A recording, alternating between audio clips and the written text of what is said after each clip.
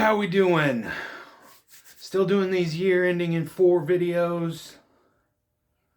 1984 in television. There was 100 pilots that were commissioned for the new season, and 47 of them became new shows.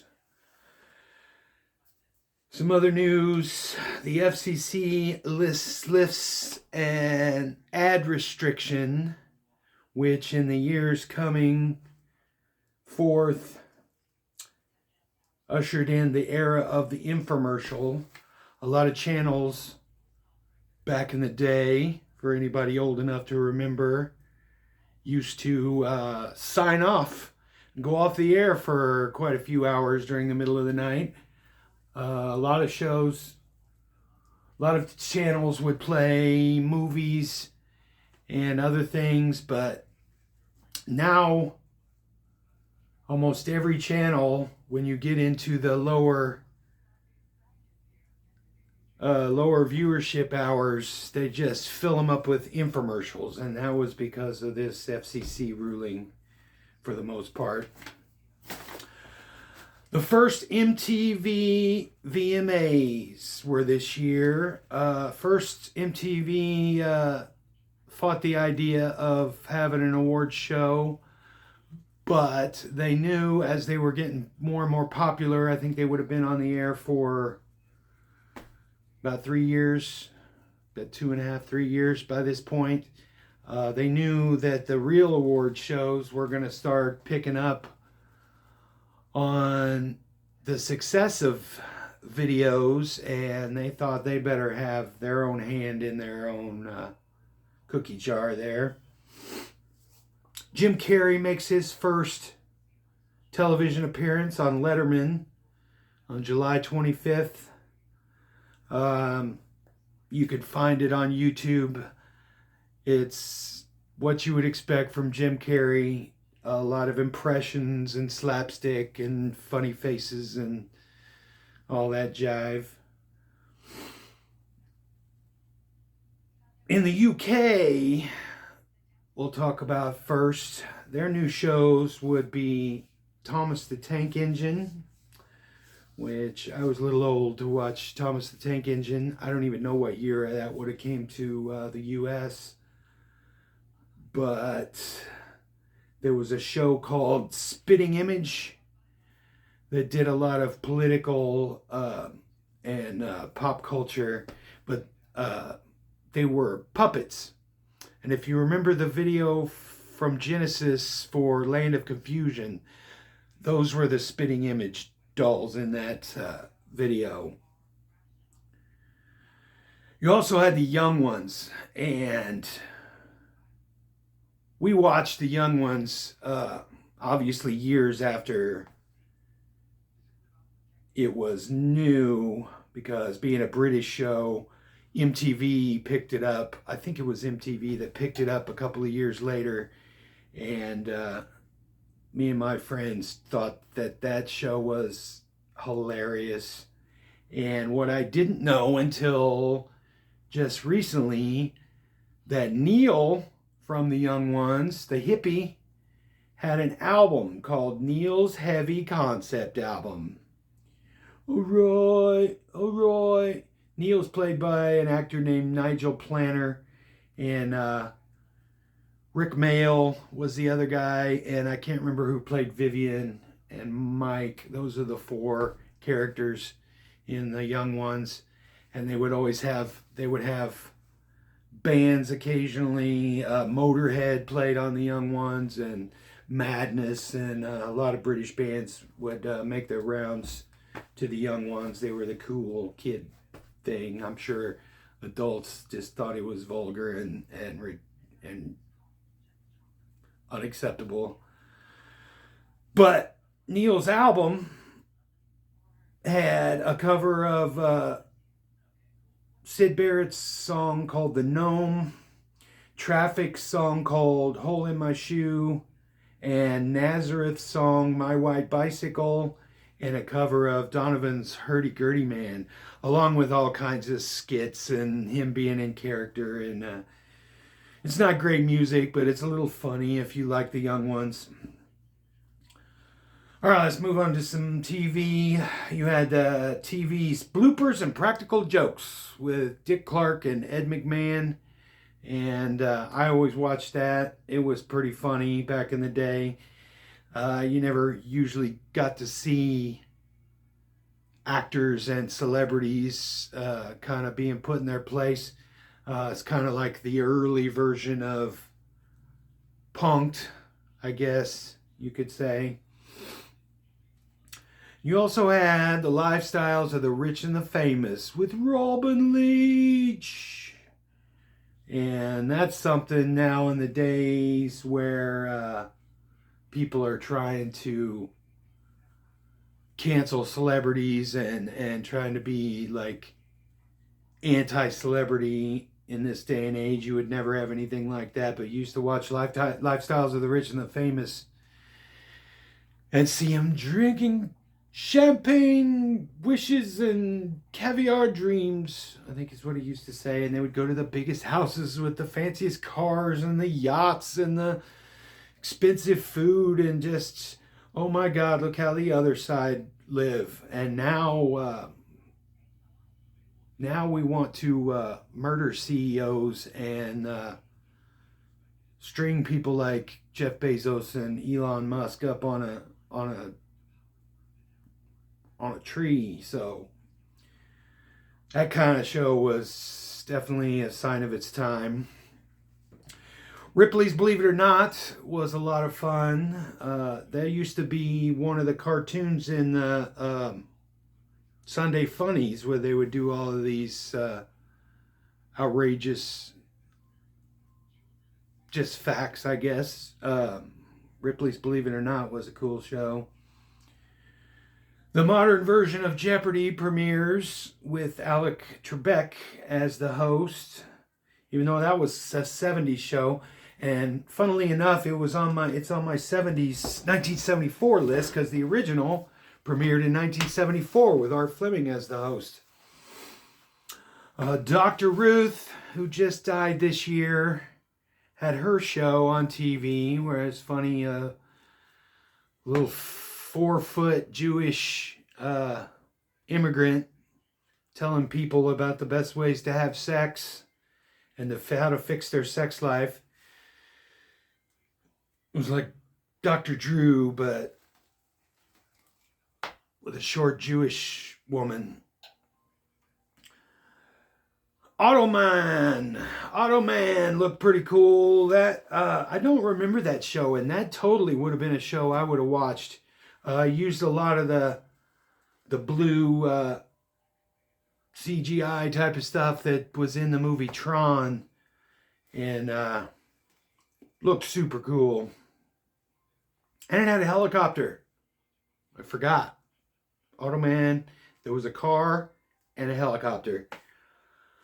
V was a show I watched religiously. It was about an invasion of aliens that came down, and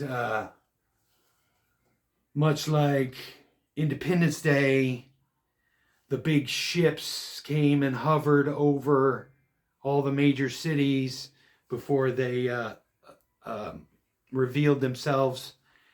And I found out years later that whole idea came from an Arthur C. Clarke book called Childhood's End. And we might do a video about that, because that book really blew me away. They ended up making a TV movie about it, or it was a mini series, I think, years later. But Childhood's End, the twist in that is pretty amazing. But V, we're talking about V. And there was a big twist in that show too, where they were, I guess it's kind of really similar to the Childhood's End. They come out and they all look like people, and they start integrating into society and everything. And then we start finding out that they're trying to take us over. And we find out that the aliens are really lizard people. Lizard people. Spoiler for a 40-year-old show, but it was a mini series, and then it ended up being a regular series that didn't last real long. But it had Robert Englund, who, it's funny seeing the way this timeline all works, because I thought that might have been before or after Freddy Krueger, but it was the same year as Nightmare on Elm Street. Mark Singer, who I loved from Beastmaster a few years earlier, and Michael Ironside. There's a whole string of cast. I could get into all of them, but those were the big ones. There was another show that I didn't really know about that I just found in my research called The Master. And it was kind of just like a rehash of Kung Fu, sort of. It was a Kung Fu master, ninja master that solves crimes or whatever. I don't know.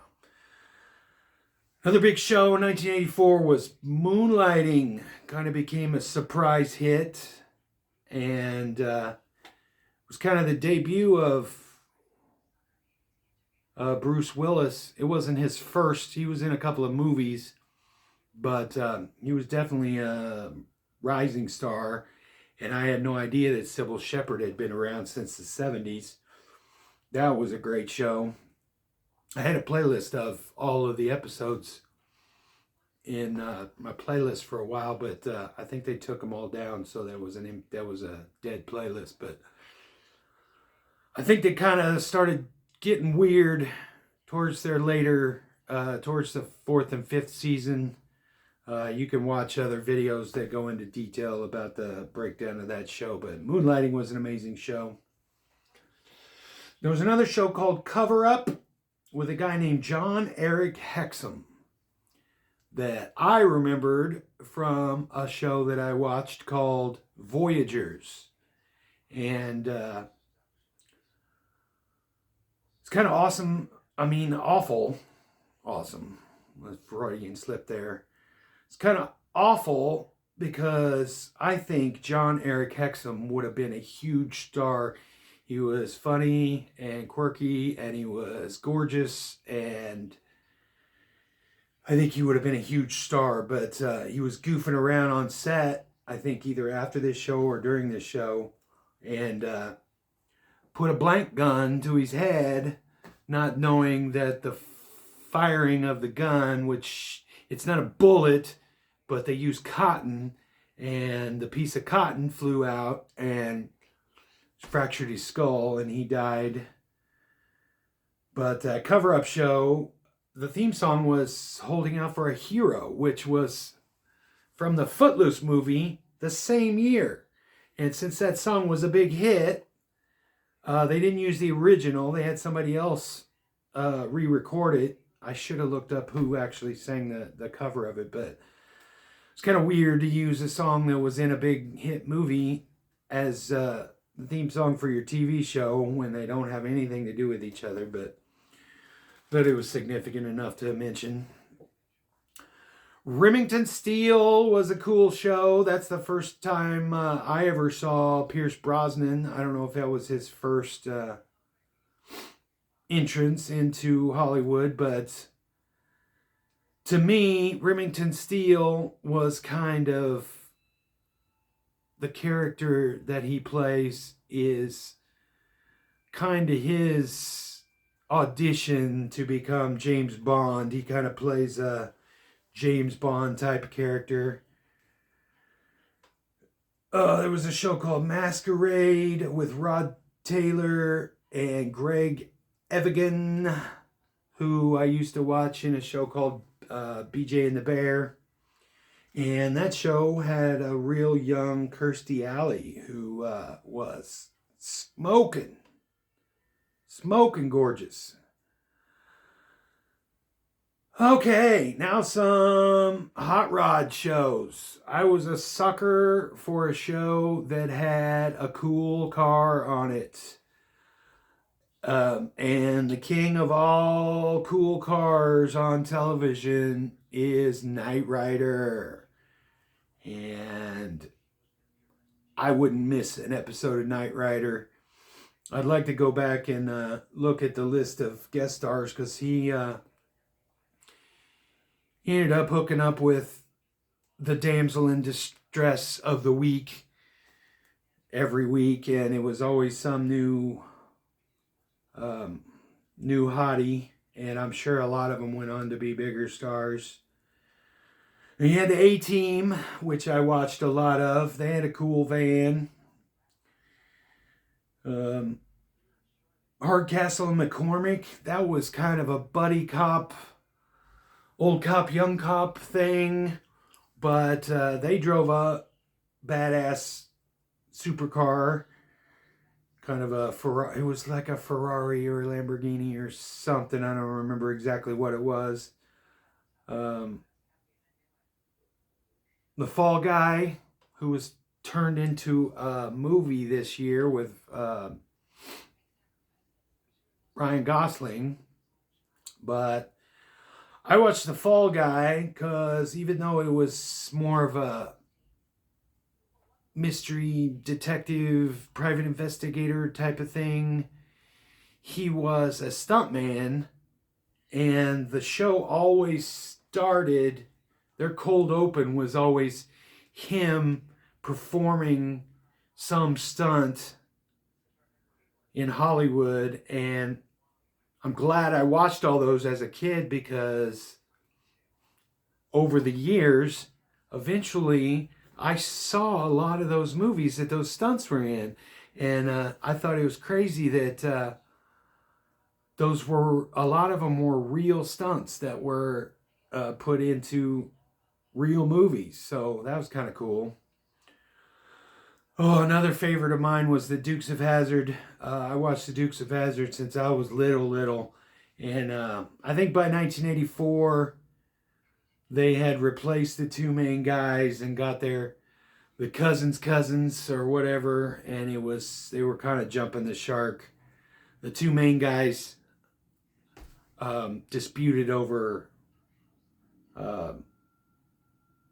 how much they were getting paid or something, and they said, well, fine, we'll just replace you.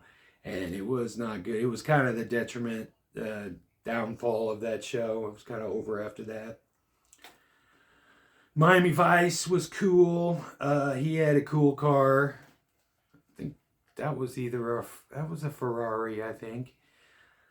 The cool thing about Miami Vice is, well, the soundtrack was always awesome, but the list of guest stars on that show is outrageous and amazing. A lot of rock stars, Phil Collins and Frank Zappa and Ted Nugent, and just everybody was on that show. Magna PI had a cool car too. That was definitely a Ferrari. He had a cool mustache, I guess. Kind of one of the great 80s mustaches behind Burt Reynolds, of course.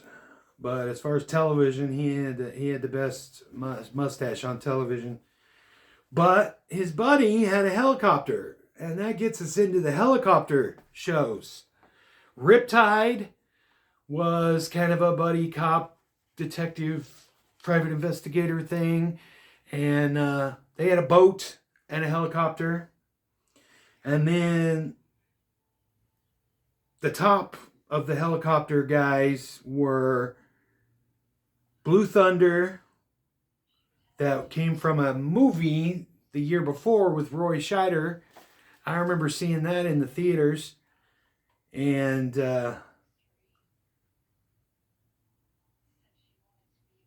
the other one was Airwolf, which Airwolf had Jan Michael Vincent. Wait a minute. Blue Thunder had Jan Michael Vincent and Ernest Borgnine. And Airwolf. What the hell is wrong with me? Airwolf had Ernest Borgnine and Jan Michael Vincent. Blue Thunder, the TV show, had a really baby-faced Dana Carvey and the buddy comedy of Dick Butkus and Bubba Smith. All right, that was the helicopter guys. Moving on, we had more private investigator slash detective slash cop slash buddy shows. Scarecrow and Mrs. King, girl and a guy solving crime. She's uptight, he's way laid back, blah, blah, blah. Simon and Simon, I think they're brothers and one's uptight. It's kind of the odd couple. It's kind of the odd couple buddy cop thing. There was one called Partners in Crime with Linda Carter and Lonnie Anderson. And same thing. Linda Carter coming off of years as Wonder Woman, and Lonnie Anderson coming off of WKRP. I don't think that one lasted very long. I've seen a few episodes of it. It's kind of a by the book mystery crime solver thing. You had Hunter. I see pictures of that show and that guy. I can't even remember who it was that was in it, but he was like a sex symbol kind of guy back then. And beauty standards have changed a lot because he just looks like a balding 40-something dad to me. I don't see it. Oh, you had Mickey Spillane's Mike Hammer, which I think at one point that was a TV show with Darren McGavin. But apparently in 1984, Stacy Keach played Mike Hammer. And you'd know him from a lot of different stuff. Cagney and Lacey was the girl version of the Odd Couple buddy cop thing. I kind of like that show. Sharon Gless ended up going on to a lot of different stuff, including the mom on the Burn Notice show that I watched a lot. Hill Street Blues was a cop show, and I think on a prepubescent age when that was on, it was not really a show I should have been watching, but catchy theme song sucked me in. Mike Post had a lot of really cool theme songs back in the day, and I think he actually had a hit with the Hill Street Blues theme song. Other cop shows, TJ Hooker wrote me in because Captain Kirk as a cop was kind of cool, and that show had Heather Locklear, the most beautiful woman to ever walk the earth. Then you have your grandma shows. Your Murder, She Wrote, Highway to Heaven. That's another one. Michael Landon was just this like grandma sex symbol, and I just don't see it. Hotel with Josh Brolin. Josh Brolin? Yeah. Remember. What's the kid's name? Kid's Josh Brolin, right? The dad was, I don't know, Brolin. Whatever. Married to Barbara Streisand. And you had your primetime soap operas. It was kind of a big era for that. The big two that battled it out every week was Dynasty and Dallas. But you also had Falcon Crest and Knots Landing. And probably a few more that I don't even know about. I never watched any shows like that because I was a kid and those were not shows for me. Though I did see a lot of Dynasty back in the day. For some reason, I think my grandma might have liked it. Joan Collins and Linda Evans and John Forsythe, and another show that had Heather Locklear. That's kind of where she came from. There was a show that I found on my research called Call to Glory. That was a military-based show, but it was kind of more of just a family show, but it was significant because of the people that were in it. You had Craig T. Nelson, right before Poltergeist is 1985, right? And before Coach, which he did for 10 or 12 years. And the daughter is a real young Elizabeth Shue, right before Back to the Future. And the old guy was a guy named Keenan Wynn, and I thought I recognized him. I looked him up, and he's got a list of 100 credits, but the one that was the most significant to me was he plays the Chester Copperpot in the Goonies the year after this. But the mom looked really familiar to me. And after I looked her up, her name's Cindy Pickett. And she's Ferris Bueller's mom. So that was kind of fun. And there was a show called ER. And not the ER that you're thinking of, even though that came out the same year. This is a ER with Elliot Gould, and it was a sitcom. And it also had Mary McDonald, who you know from different things like Battlestar Galactica and Major Crimes. And Conchata Farrell, who was the maid on 2.5 Men. And she looked pretty young in this show.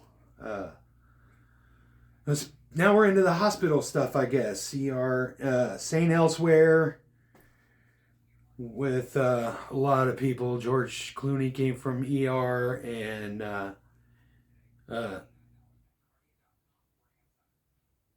Anthony Edwards, whichever way his name goes, and Denzel Washington came from ER. There was a couple of MASH spin-offs. You had Trapper John and one called After MASH, which didn't last very long, with Jamie Farr. All right, some other sitcoms. You had one called Shaping Up with Leslie Nielsen as a gym owner, or it's set in a gym. And it also had Jennifer Tilly. And it's weird to think of Leslie Nielsen in a gym. And I don't think it lasted very long. And he immediately went back to doing the Abrams Zucker spoof movies, because that's just what people wanted to see. After Airplane, it was all over for him. He was going to do spoof movies for the rest of his career. Jim Carrey must have got a TV deal from his performance on Letterman, because apparently he was in a show called Duck Factory that I doubt lasted very long. I couldn't tell what it was about because the bumper for it, the intro for it, was all animated and it didn't really tell a story, so who knows what it was really about. Martin Mull had a show called Domestic Life, where I assume he's a dad in a suburban family or something. The same thing with that. The bumper was not very leading onto what the show was about. The Cosby Show kicked off in 1984, and the intro that I saw on a video from that had the old bumper. I always remember the Cosby Show from them all dancing things, and this is one. It's outside. It's just looks like a typical sitcom bumper.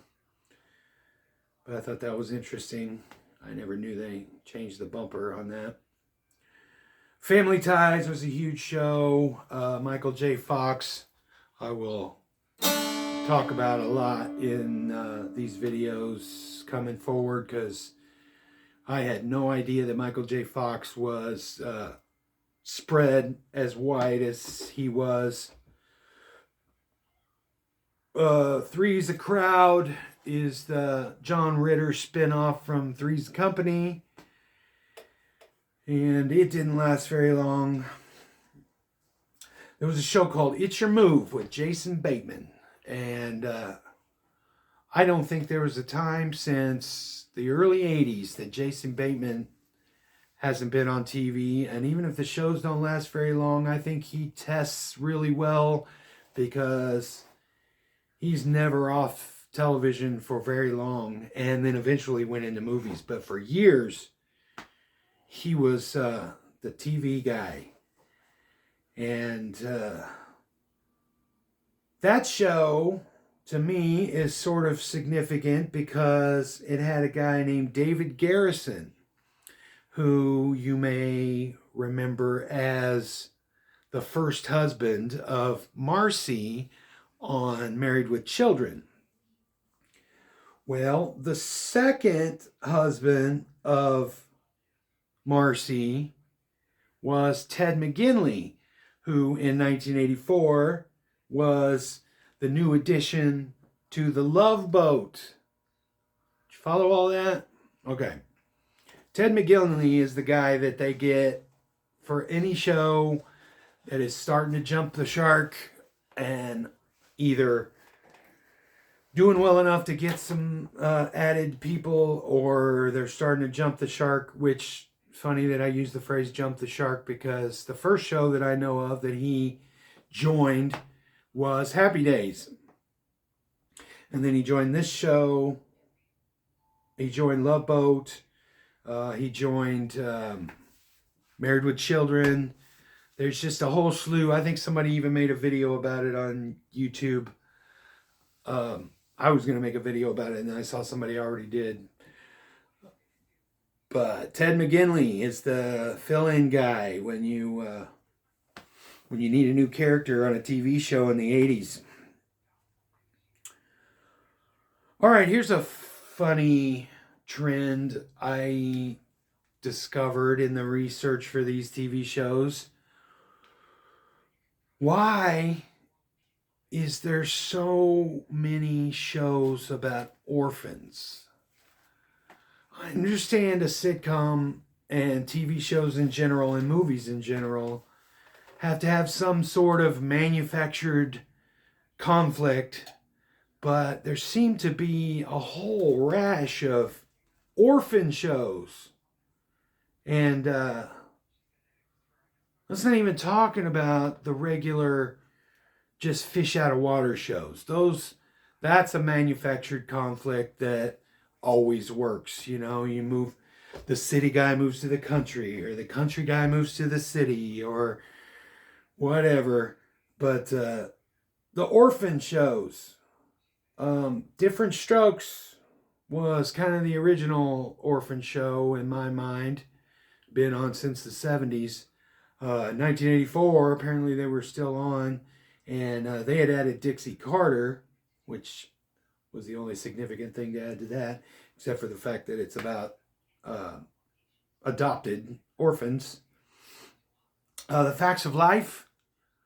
Isn't that a whole family? I mean, a whole house full of orphans?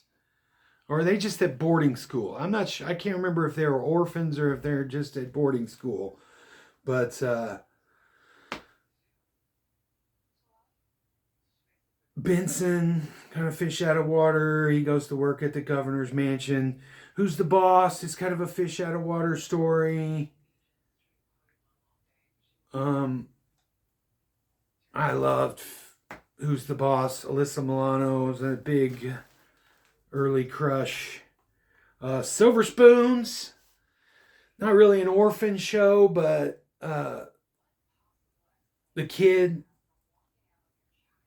goes to live with his rich dad that didn't know that he even existed because it was a short marriage or whatever, and comedy ensues because even though he's a millionaire, he's kind of a man-child, and Ricky Schroeder plays the kid, and he's he's uptight because he was raised in a boarding school and escapes the boarding school to go find his dad and blah, blah, blah.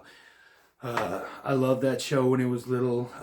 Speaking of which, the first two seasons of it had Jason Bateman on it. I just mentioned. Ugh, that's out of tune. I won't be doing that the rest of this show. Silver Spoons. Yes.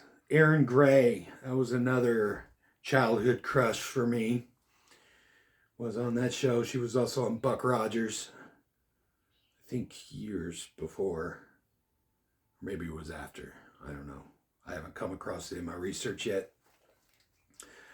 Orphan shows. Punky Brewster was that year. And the old guy that she gets to kind of take her in is George Gaines from Police Academy. Same year. It's weird how the synergy works where a lot of these things happen on the, like I would think that it would be more of a linear thing when a person has an acting career. It's credit, credit, credit, credit, credit. But the way it's been working out on a lot of these is, man, the same year. They went from this to that to this to that, like rapid fire. The last actual orphan child was Webster, which I feel was kind of a Different Strokes ripoff in a way. I was not a huge fan of Webster. That kid freaked me out. But other fish out of water shows. Mr. Belvedere. I did not watch Mr. Belvedere because I just got a bad vibe off of Mr. Belvedere.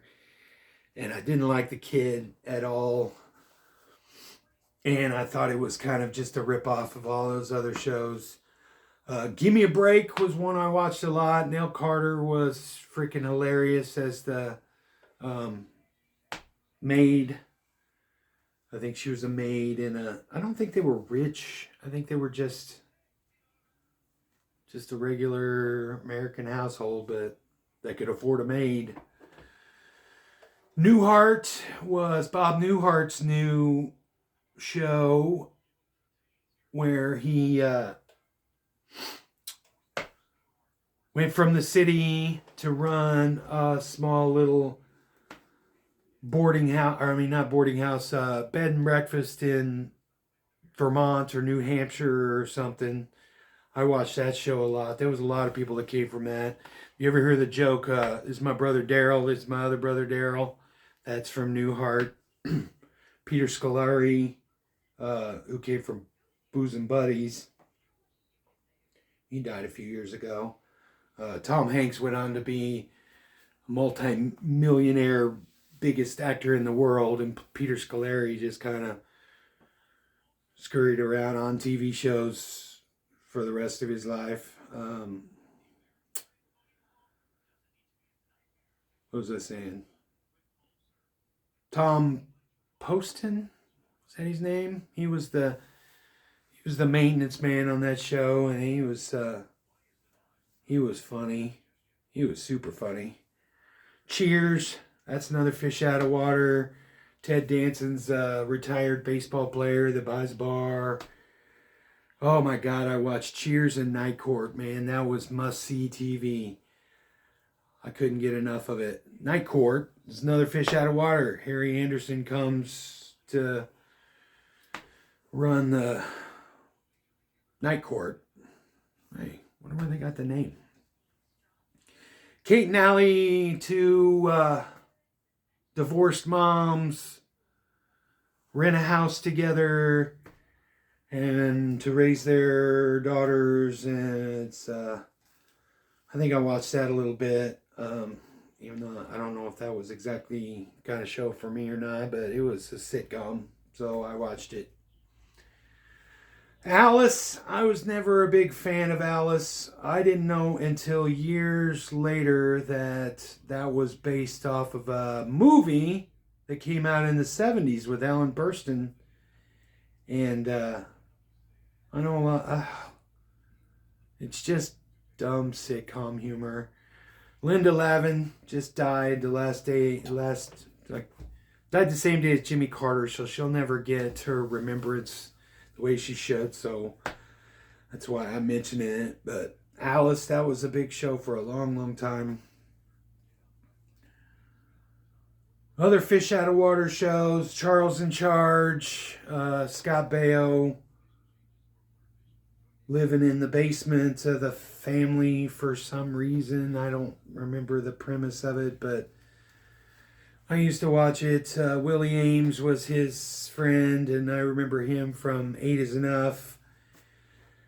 But that show had the bumper that I watched from it. I recognized a couple of the people. I didn't know why, so I looked them up. The little girl was named April Lerman, and she played Annie in the Annie movie. Nicole Eggert,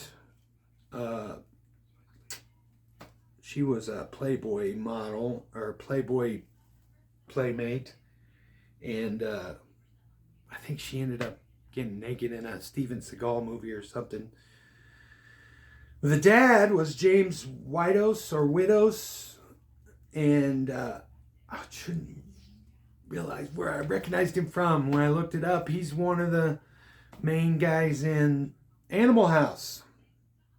There's always an Animal House connection somewhere. And apparently he directed almost all of the episodes on the show Mom. All right, another short-lived show was called Dreams with Jamie Gertz and John Stamos.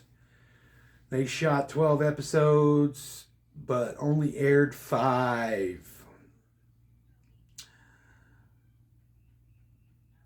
There was a show called Paper Dolls that starred Lloyd Bridges, Morgan Fairchild, who was supposedly one of the sex symbols of that early part of the 80s. I never saw it. She's pretty, but I never saw it. She just looked like an old, good-looking woman to me. I mean, yeah, I remember I was 12 or 14, but that show also had Nicolette Sheridan, who was in the John Cusack movie The Sure Thing. That was the first thing she was ever in. She was the sure thing that he was going to California to meet up with. But she was also one of the Desperate Housewives chicks. And Jennifer Warren, who had the hit song with Joe Cocker for Officer and a Gentleman. Mimi Rogers, who was Tom Cruise's first wife. And Next Generation, Jonathan Frakes. There was a TV movie in 1984 with Farrah Fawcett called The Burning Bed, about a woman who was abused by her husband, and she burns the house down with him in the bed, burns the bed with him in it, and my mom loved that movie for some reason. It's kind of scary thinking about that back now. My crazy mom almost burned our house down on purpose one time because she's losing her mind. We won't get into that. Cartoons. Transformers and Voltron. I don't know which one came first. I've looked that up before and I can never remember. I think everybody thinks of Transformers as the original and Voltron as the copy, but just like with the Hydrox and Oreos, I think the Hydrox is the original and Oreos is the copy. I think Voltron is the original. You had the Snorks that debuted after the Smurfs, which gave it a boost. I never heard of the Snorks until Family Guy made a little cutaway joke about it. Like I said, I was too old for those little cartoons at that time. The Super Friends. I'm sure I watched that one. It was the new version of the Super Friends show. Heathcliff. I was always a Garfield guy. I never got the Heathcliff thing. The Muppet Babies debuted in '84. And I would have bet money that that was way, way later. Yeah, the new Scooby-Doo show. I'm sure there was several of those through the 60s and 70s. I'm not sure when Scooby-Doo actually debuted, but the new one in 1984, and I'm sure they did something to it that wasn't as good as the original. I watched a lot of Scooby-Doo when I was growing up too, and now I see him, and it's the stupidest show ever. And last but not least, you had My Little Pony and Rainbow Bright. So, that was a little long-winded, but I think I got through it in one shot, so I'm not going to do any editing, so there won't be any music on this one. But that's the television from 1984. Come and see me again for